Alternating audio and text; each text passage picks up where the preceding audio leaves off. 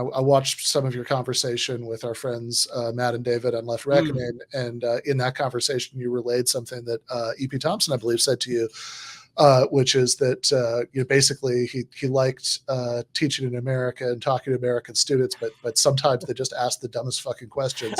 And what was his example of a dumb question? Because I think this really gets to the heart of this. Yeah. I'll fill it out just a bit and then give you the example.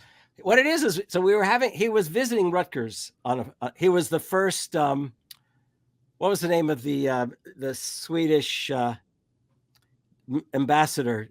He was in Hungary during the war and he was rescuing Jews. Mm-hmm. I'm blanking on his name, but it was a chair that was created at Rutgers to honor that man. And so we were at dinner and I asked him what he thought, because I went to Rutgers as an undergraduate. What do you think? And he said, well, I much prefer American students to British students because they're so enthusiastic. He really did find that. However, they did ask these dumb fucking questions. And he said, they would ask me who was the king at the time. And he looked at me and he actually said to me, how do I know who the king? It doesn't matter who the king was. It doesn't matter. Now, in fashion, it did matter, obviously. Sure. What he was getting at is that we're missing the point of his, of how to understand the making of history is what. Yeah, and I would say, like, one of the things, obviously, I haven't read a fraction of as much of these guys' work as you have, but I remember, I think actually when I was originally reading some of your book from the Rutgers Library, I think it inspired me to track down the Christopher Hill's book, The World Turned Upside Down, about the Civil War, and the way that I mean, it's a little bit, I guess, hard to capture in a short description, but I mean, like the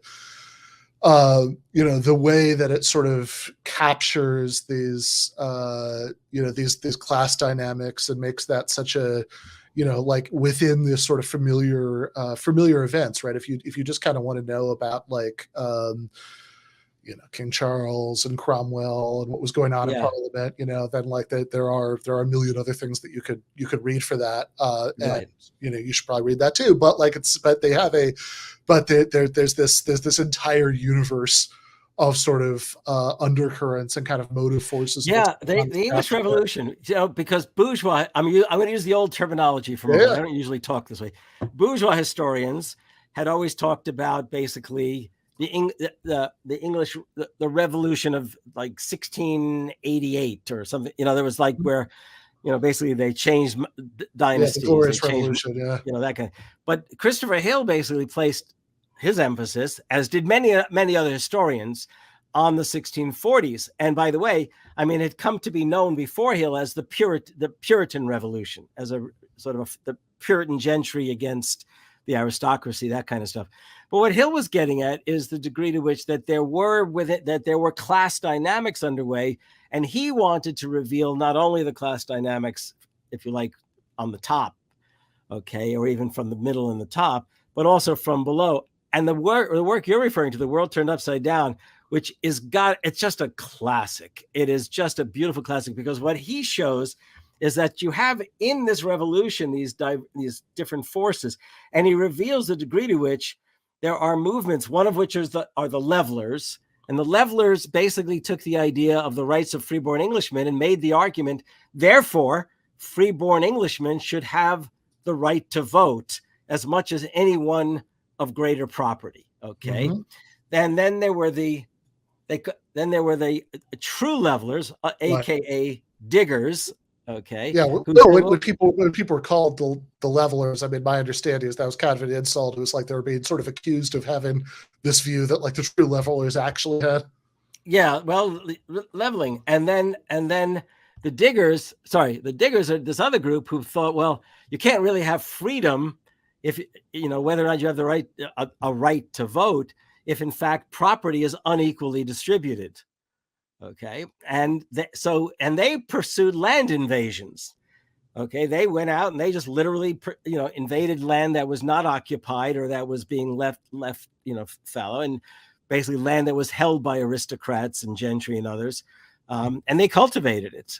And they even produced their own intellectuals. Gerard Winstanley, who wrote many a treatise on the imperative of equality.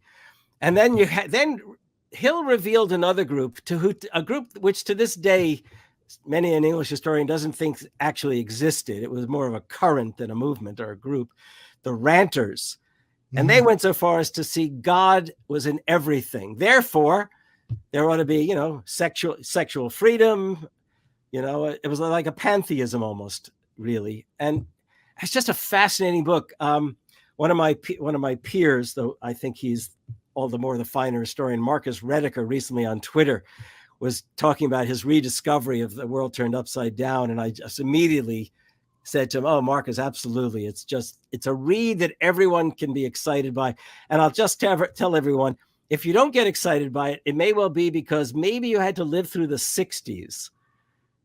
Maybe, because really in many ways, I think Hill's idea of writing The World Turned Upside Down was in response to the diverse currents in politics of the 60s. It's just a thought in that way.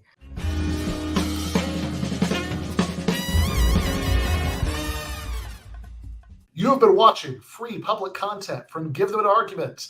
To access every single episode of the show, the main show on Monday nights, all of the streams, all of the debate breakdowns, all of the patron-exclusive postgames on Monday nights, all of the patron-exclusive bonus episodes every week, and much, much more, go to patreon.com/Ben Burgis.